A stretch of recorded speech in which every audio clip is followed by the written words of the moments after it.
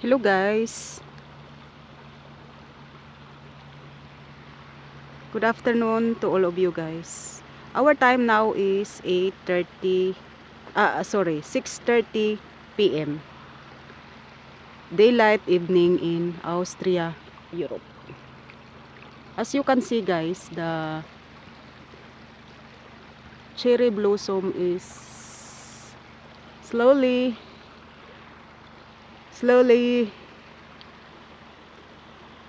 getting brown from the original color,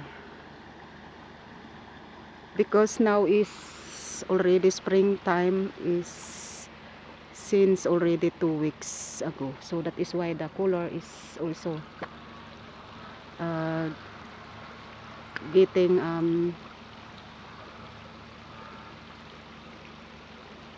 getting brown. So yan po guys, napakaganda ang aming province dito, napakalinis ng lugar at tumutubo na po lahat ng mga dahon, kasi from winter is walang tumutubo talaga. So yan, may dumadaan na motor na kabataan yan.